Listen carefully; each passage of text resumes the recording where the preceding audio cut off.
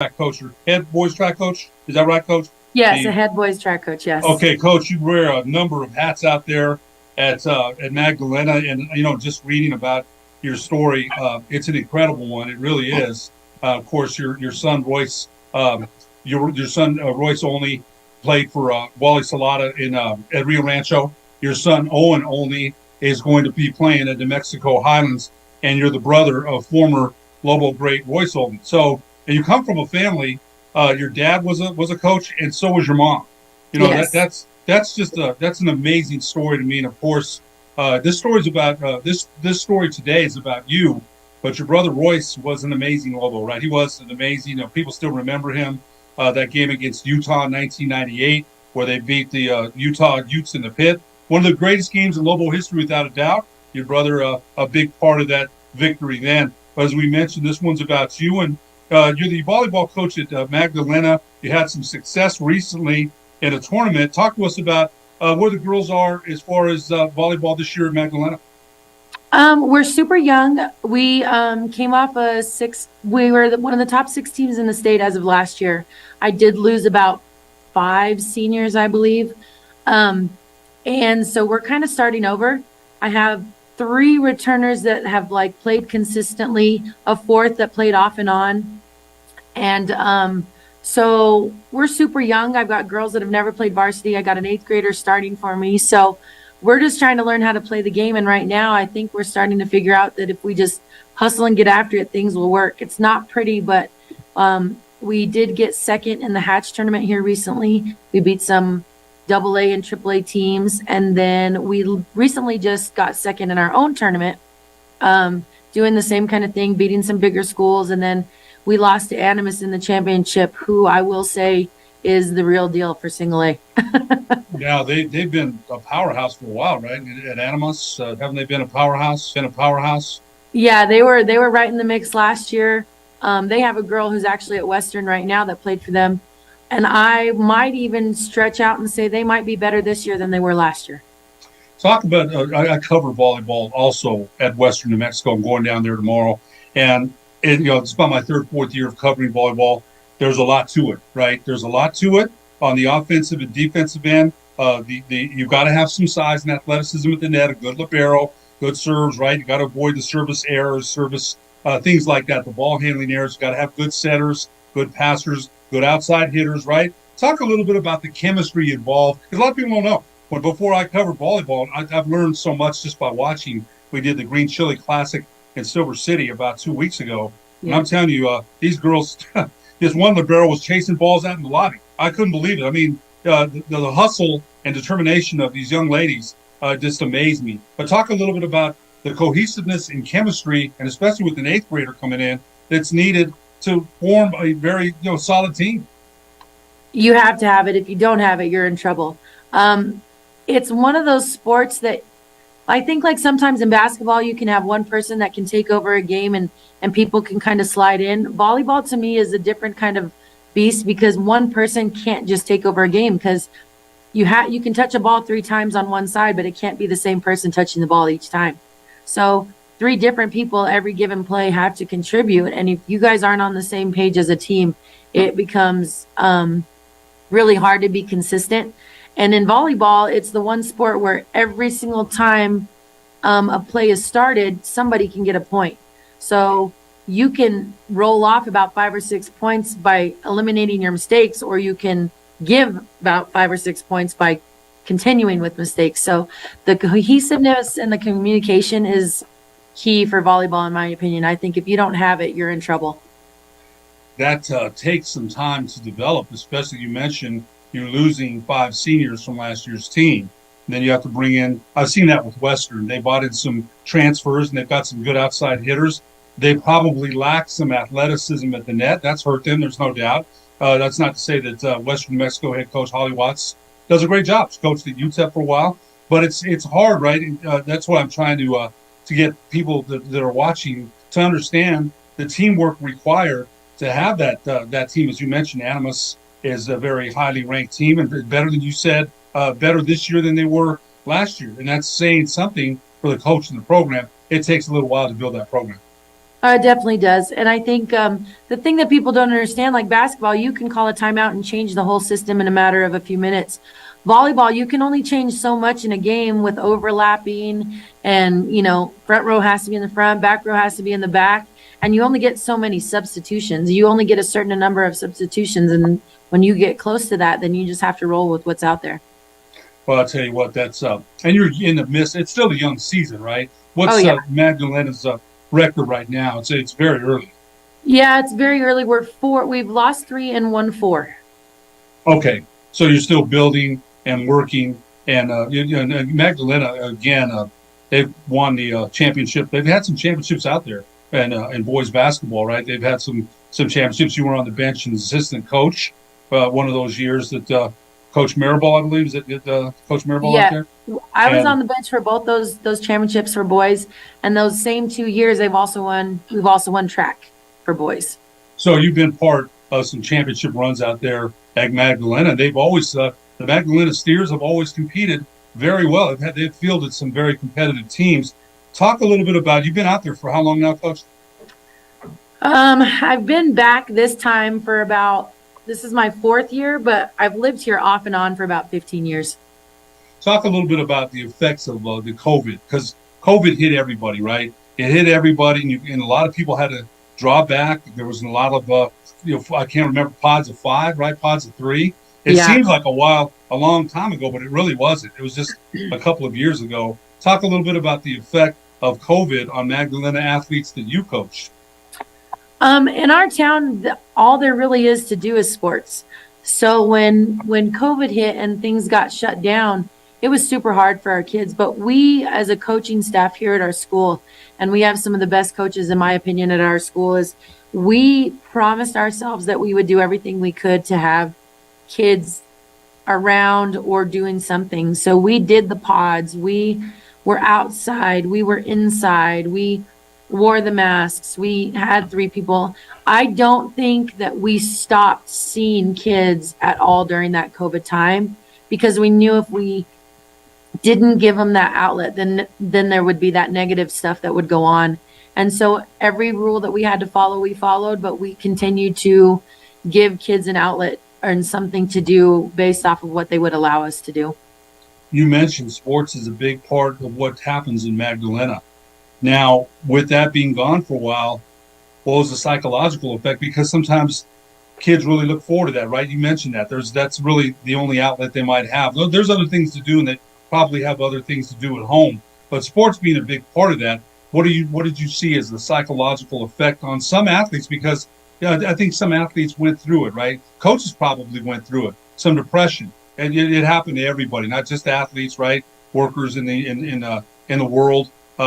People that didn't have the contact they're normally used to. Athletes are normally used to being around coaches, teammates, things like that. Contests, right, with no fans. That was hard for a while on everybody. Talk a little bit about maybe the psychological effect of that on some of the athletes that you coached there. I think it was a big deal. It was an emotional roller coaster for sure. I think that it did help that we were doing those little things, so they felt like they were still involved. But I don't think if you asked any athlete, coach, even student for that matter, during that time that they didn't deal with some type of, call it depression, call it anxiety, call it whatever you want. I feel like at some point everybody that dealt with some type of form or shape, something like that. So we just tried to keep our kids positive, and we have great kids in Magdalena. So they supported each other as much as they possibly could. And like I said, us as a coaching staff, we did our best we did videos on YouTube. We did all kinds of stuff that we could do to just keep them engaged and keep them involved. I think that's the most important thing when athletes don't have that circle that they're used to being around, and it's an important part of their somatics, of their everyday occurrences. What are they used to, right? They can Right. go to school and see Coach Olney. They can see Coach Maribel.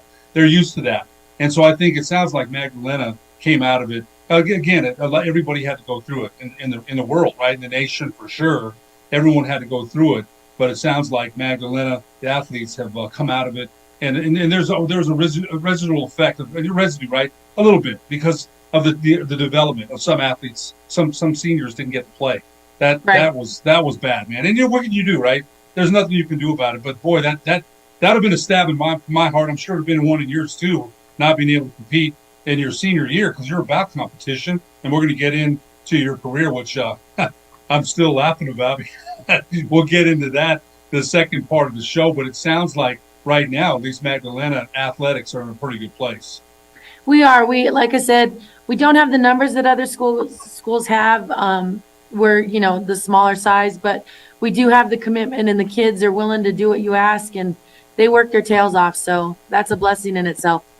I got to ask you this: why Magdalena? You graduated from Hot Springs in 1997, and so why Magdalena? You went to your son Royce Olney played for Rio Rancho, graduated in 2019, had 3 knee surgeries. Wally Salata, the Rio Rancho head coach, was a huge fan of his. I talked to Coach Salata a lot. He really thought a lot of Royce. But why back to Magdalena? So originally, my dad went to school here in Magdalena. He was one of the first teams in '68 that went to the championship game, and then they ended up losing, Really? playing for Magdalena. So he was born and raised here. And my grandparents own, it's a non-working ranch now, but they own a ranch out here in Magdalena, and it's stayed in the family. So when I graduated from high school, my mom and dad moved out here and to live with my dad's mom, my grandmother, and they've just stayed here. And so eventually that ranch will be mine and my brother's, and eventually it'll be my children's and stuff like that. So we always knew we'd be here someday because, we're trying to keep that in the family because it's something that you just can't let go. Oh no, I would imagine not. Coach, we're going to take a break. When we come back, we'll talk more about your career as a player. And boy, I'll tell you what, when people hear about it, they're going to be very surprised after these messages on the Sports Desk.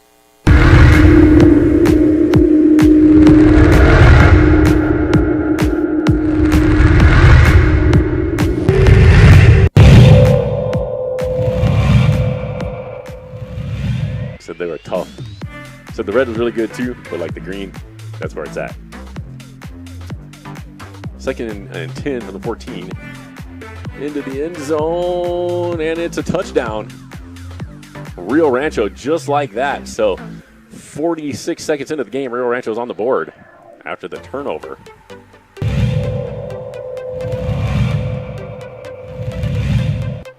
Cobos goes down. Meyer bumps it up. Wilson, boom. She scoped out her spot, put the protractor in her eye.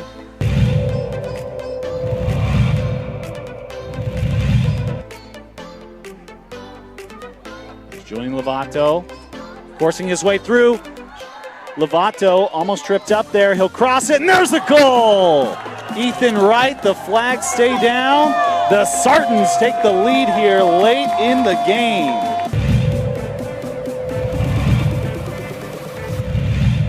So 2nd and 10 at the 39-yard line. Lomeli back to pass, and the ball's knocked loose. 4 Rio Rancho defenders are back there, and it looks like Rio Rancho's got it. That's number 55, Jalen Pagillo.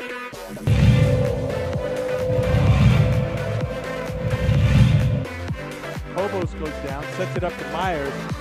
She decides for trickery, but Marthaler was right there, all over it.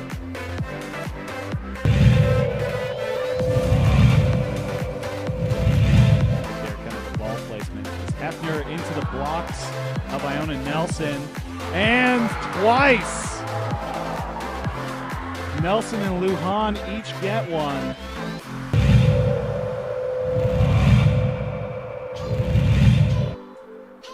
Rivera Conway left side. Defense strings it out, and Conway makes it through five players who will be. The coach may point out that they didn't wrap up on that play in film. A good tackle.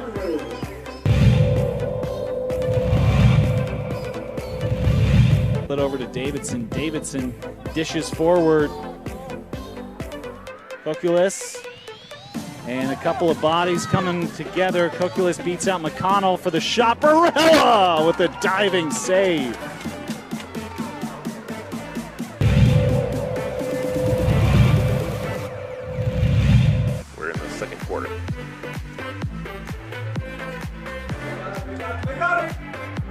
A late throw and a completion.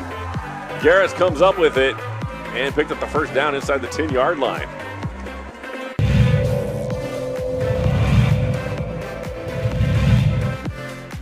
If this is not a good kick, they're going to get it inside Scorpions territory.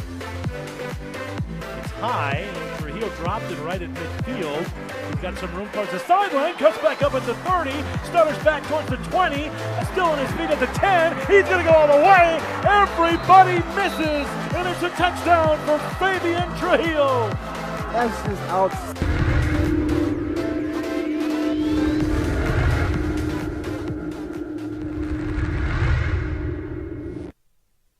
We would like to thank the following sponsors for making this broadcast possible. Hi everyone, my name is Master Sergeant Jacob Groves. I am an Air Force Special Warfare Pararescueman. Air Force Special Warfare are proud supporters of ProView Network and New Mexico Youth Sports. Air Force Special Warfare operators are critical thinkers. They maintain a high level of fitness, they take initiative, and they don't quit. For more information on Air Force Special Warfare, contact me at the number listed below. U.S. Air Force Special Warfare are proud supporters of ProView Sports. Well, I'm going to the frontier, walking to the cashier, order up a root beer and a number one. Cover it with green stuff, one scoop is not enough. Find a booth is real tough, back by the Duke. Meet my family, meet my friends in the quirkiest restaurant I have ever been. All of Albuquerque's favorite spot, it's the Frontier Restaurant. The Frontier Restaurant is a proud supporter of ProView Networks. We here at Clark's Pet Emporium welcome you to bring in your pets. We know that having your pet with you makes the experience of shopping for them even better.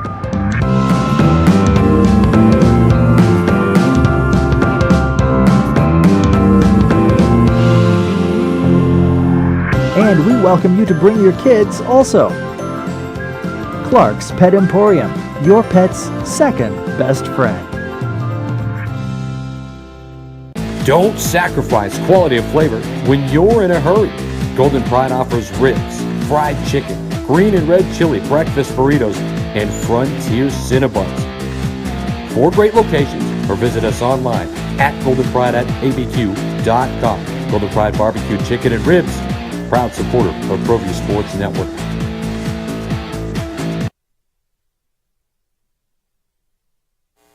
Welcome back to the Sports Desk, live on Comcast Channel 26, also streamed on Facebook. I'm your host, Dave Nunez. Our very special guest today, Magdalena volleyball, girls volleyball coach, Sara Olney, also the assistant track coach and the head girls basketball coach.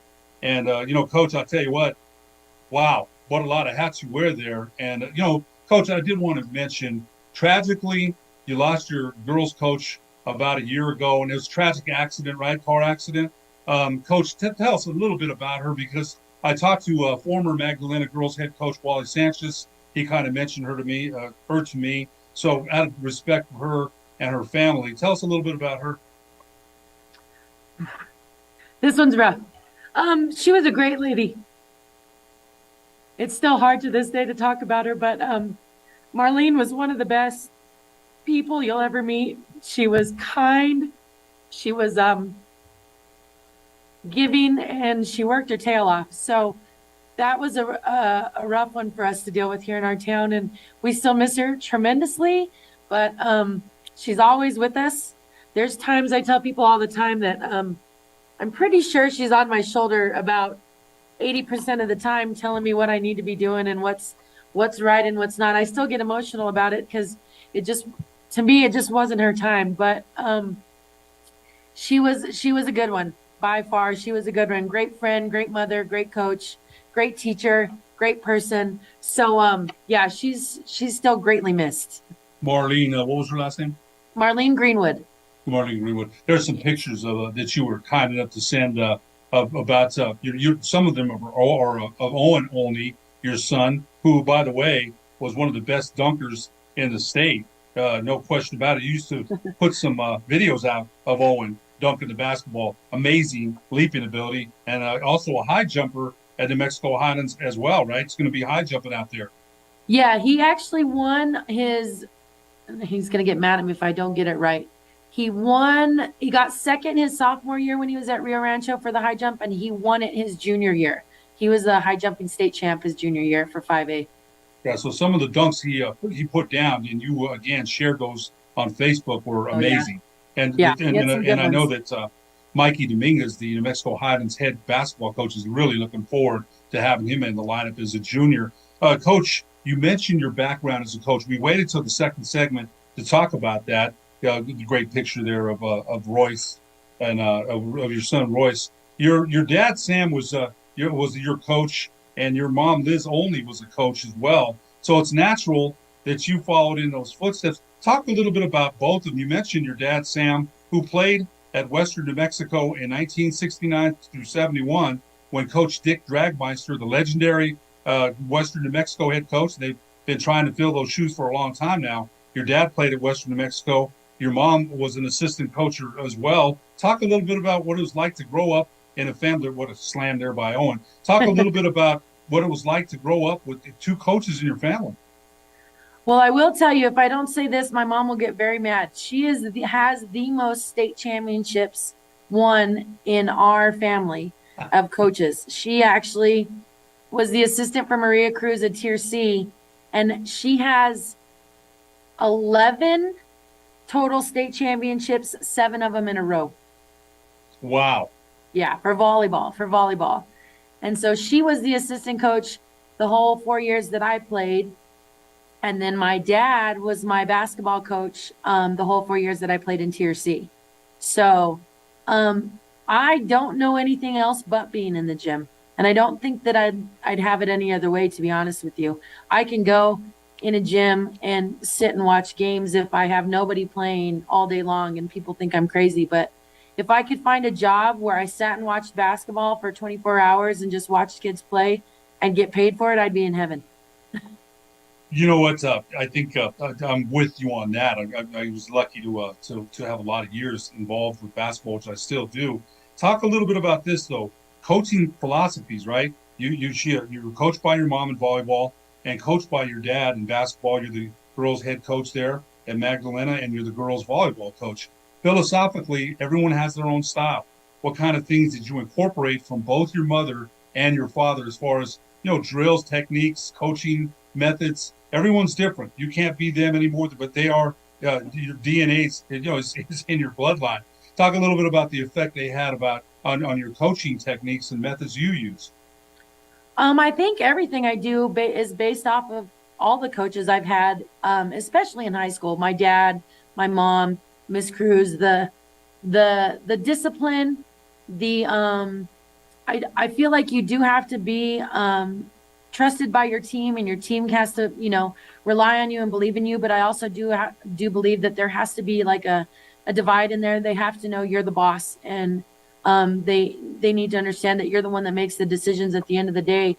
And just the trustworthiness, honestly, the fundamentals. My mom was the amazing fundamentals teacher of all the sports. And so I took that away from her. My dad was tough and treated us girls just like the boys that he used to coach. So I kind of take that away from him. I've learned from people I've coached with, like even like a Jory, the consistency of the calmness. Sometimes, the kids will feed off of what you're giving them. So I try my best to teach and not criticize, but when something's wrong, let them know they're wrong, but also follow it up with something positive almost immediately or right away. I don't think by any means I've learned everything I need to learn, but I'm hoping that I'm doing the right things and going in the right direction. I think positive reinforcement always helps. I was that kind of coach too. I would get on you, but if you did something right, I would always say, that's what I meant. I think that's any good coach is going to do that. And again, your dad, a legendary coach, but your mother, and I'm glad you mentioned that, 11 championships. She's got the bragging rights in the family when everybody gets together. And I'm sure those kind of conversations take place. Again, your brother, the legendary Lobo, right? You've got some skins on your wall as well, and we'll have some more. But your mom has the most. She has us all beat. And we all talk about that in my immediate family. Me, my mom, my dad, my brother, and my 2 boys, we all at least have, well, I take that back. all of us have one state championship except for my dad, who is probably one of the best coaches in our family, only got a runner-up. Wow, That one stings him a little bit. You know what, Coach Olney, again, much respect to him, right? Much respect. And there's a lot of coaches that I know of that were great coaches that maybe didn't win a championship, but that doesn't mean they weren't great coaches. Right. I want to ask you this, and this was when you emailed me this information. Talk to us a little bit about your own playing career. You graduated from Hot Springs. You went to Weber State. Talk to us a little bit about the trek you took after Weber State. To me, that's amazing. And you and I laughed about it because I love basketball the same way you did or do, right? I'd still be playing if I could, but there's no way now. But talk to us a little bit about the trek you took after Weber State. You found yourself at Western New Mexico, playing at 29, 30 years old. Talk to us a little bit about that. So after Weber State, I'm the classic example, and I'm not afraid to talk about it anymore. Back then, I wouldn't tell you. I was the classic example of an athlete, but not a student. I was not the best student in the world, so all I wanted to do was play basketball, and class wasn't that important to me, and it came back to bite me in the butt. So I was no longer eligible at Weber State, so I transferred to Western. Played at Western, went to school and practiced because I couldn't play because I was ineligible. For a couple years, didn't stay there because I still wasn't taking care of school, and I moved back home, Magdalena. Then was here in Magdalena for a while, had my two boys, had Royce, had Owen. And then at the age of 29, I decided I needed to go back and get my degree so I could teach. And I went back to Western. I happened to be there, and the coach found out who I was and asked if I still wanted to play. And I'm like, I have two kids and I'm 29 years old. I don't even think I could do it. He talked me into it and went through preseason and went through the process. The last day of preseason at the age of 29, we were on our last sprint. I blew my Achilles. So I didn't get to play that year, but I rehabbed and came back the next year at the age of 30, and I finished off my playing career at the age of 30 with two kids. You know what? Unbelievable. I'll tell you what, you're someone after my own heart as far as basketball. What an incredible story. And here you are now doing what you love best, right? And coaching, just like following the footsteps of your legendary father and your legendary mother, and of course your legendary brother. But Magdalena girls head coach, volleyball coach Sara Sue Olney, also the head girls basketball coach, the assistant track coach in boys track. We sure appreciate you joining us today on the Sports Desk. I appreciate you guys having me on. Thank you so much. Good luck the rest of the season. I'm sure we'll be in touch soon. Thank you. Sounds good.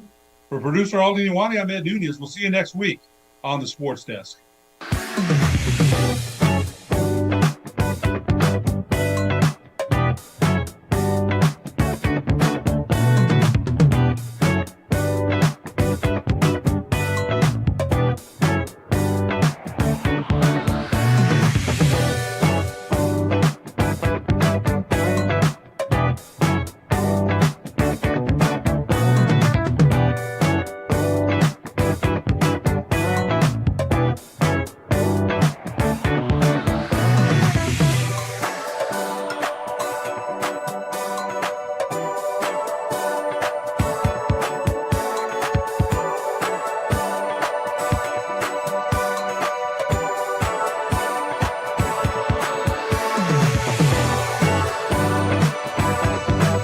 As a mom, I try to make the best choices for my family and our health. That's why I choose Western Sky Community Care. It's a Medicaid plan with quality health coverage and special benefits like Boys and Girls Club membership credit, additional dental benefits, and wellness and support programs.